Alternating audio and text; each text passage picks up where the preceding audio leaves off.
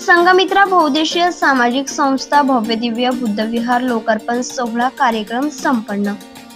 पाथर्डी फाटा दामोदर चौक येथे दिनांक 27 फेब्रुवारी 2025 रोजी कार्यक्रमाचे आयोजन करण्यात आले। सकाळी 6 ते 7 वाजेपर्यंत सामूहिक ध्यान साधना, सकाळी 8 ते 9 धम्म रॅली, 9 ते 9:30 धम्म ध्वजारोहण भंते हस्ते करण्यात आले। 10 ते 11 पूजनीय भिक्खू संघाच्या हस्ते बुद्ध विहाराचे उद्घाटन, बुद्ध प्रतिष्ठा।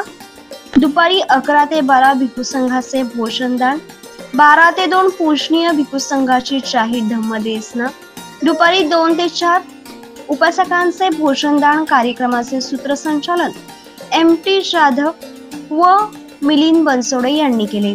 सकाळी संघमित्रा बहुउद्देशीय सामाजिक संस्था बुद्धविहार धम्म रॅली दामोदर चौकापासून पाथर्डी फाटा डॉक्टर बाबासाहेब आंबेडकर पुतळ्याला भंते ज्ञानज्योती महास्तवीर हस्ते पुष्पहार व दीप प्रज्वलन करण्यात आले आणि बुद्धवंदना घेण्यात आली।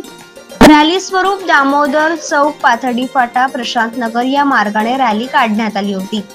यावेळी संघमित्रा बहुउद्देशीय सामाजिक संस्था पाथर्डी फाटा नाशिकच्या संस्थेचे सर्व पदाधिकारी, ज्येष्ठ, कनिष्ठ व सर्व धम्म उपासक उपासिका, नाशिक शहरातील सर्व बुद्ध विहारांचे व तसेच प्रतिनिधी यांचे मोलाचे सहकार्य लाभले। बुद्ध विहार लोकार्पण व प्रथम एक दिवसीय धम्म परिषदेसाठी स्तरीय बौद्ध समाज लोकार्पण व धम्म परिषद आलेल्या भंते ज्ञानज्योती महाथेरो महास्तवीर ताडोबा भंते गोंदेवास महाथेरो औरंगाबाद व सर्व भंते संघ या ठिकाणी शिबिर दान देऊन वर्विता केली। तसेच कार्यक्रमाला उपस्थित मान्यवरांचे बौद्ध विहार प्रतिनिधी, उपासक उपासिका यांना संघमित्रा बुद्ध विहाराची प्रतिमा भेट देऊन स्वागत करण्यात आले। यावेळी जिल्हा अध्यक्ष, माहिती अधिकारी, जनजागृती अभियान केंद्र नाशिक आयु अनिल भाऊ गायकवाड यांना पूज्य भंते ज्ञानज्योती महास्तिवीर यांच्या हस्ते समाजभूषण पुरस्कार देण्यात आला। मर्दानी फाउंडेशन संस्थापक समाजरत्न ज्योतिताई गायकवाड। कार्यक्रमासाठी बौद्ध समाजाचे उपासक उपासिका हजारांच्या संख्येने उपस्थिती लाभली आणि प्रमुख मान्यवरांची उपस्थिती होती।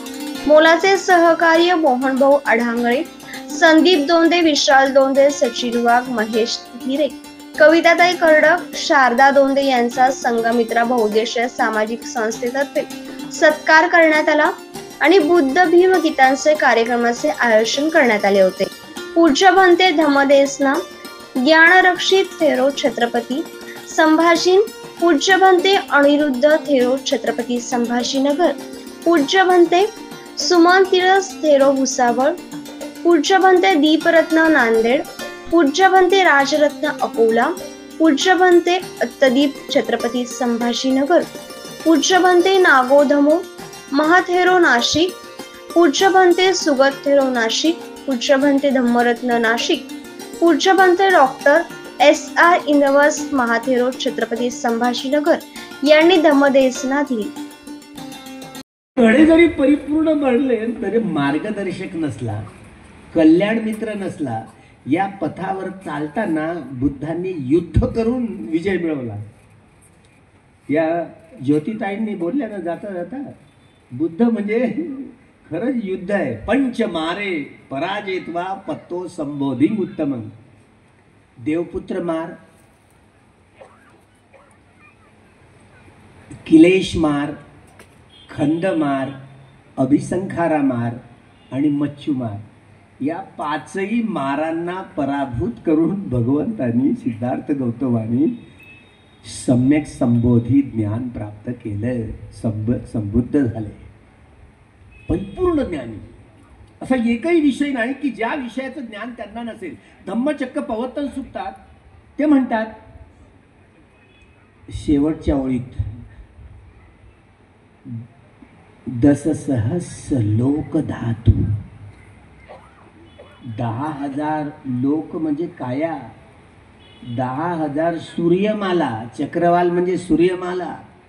10,000 सूर्यमाला अशा आहेत की ज्या सूर्यमालांमध्ये मनुष्य वा मनुष्येतर प्राणी 31 प्रकारची काया धारण करणारे प्राणी असतात.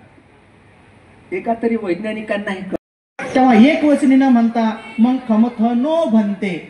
तर अजून आपल्यात ते वळण पडलं नाही. म्हणजे त्यांनी आज सांगितलं का अजून पंचशिलाची याचना पण आपल्याला नीट येत नाही 70 वर्षात.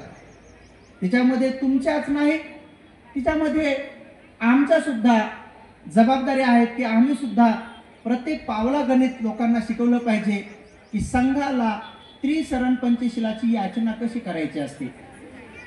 आपल्याकडे माईक आला की आपण ती गाथा कशी म्हणतो, चुकीची म्हणतो, खरी म्हणतो याच्याशी काय घेणं नाही. फक्त माईक हातात आला म्हणजे ते डायरेक्ट सुरूच करायचं. मग ती गाथा उलटी तिलटी म्हणणं हो का तो नारा उलटा तिलटा देणं हो. एकदा का माईक हातात आला की मग आपण ती गाथा सुरूच करतो. मग ते तुम्हीच काय काही आमच्यातली भंतीची सुद्धा प्रशिक्षण नसल्यामुळं हातात माईक आला की बिचारे पटकन असं म्हणून टाकतात. कारण हे आता अजून प्रशिक्षण नाही. अजून आता हे आपलं हळूहळू सुरू. जसं की लहान लहान लेकरं नदीमध्ये खोपा खेळतात, जसं की लहान लहान लेकरं मातीमध्ये घर खेळतात. आम्ही लहानपणी दुकान खेळायचो. आम्ही असं रेतीवर दुकान बनवायचो, दगडाचा गुळ बनवायचो, ढेकळाचं काहीतरी समजा दाळी साळी बनवायचो, साखर बनवायचो. आणि त्या रिंगणामध्ये असं एक जण दुकानदार व्हायचं, एक जण गिऱ्हाईक बनायचं. त्या दुकानात लहानपणी खेळलेल्या दुकानामध्ये खरी साखर नसायची, खरी पत्ती नसायची. खरं महाराष्ट्र माझा न्यूज साठी नाशिक शहर प्रतिनिधी विवेक बनकर.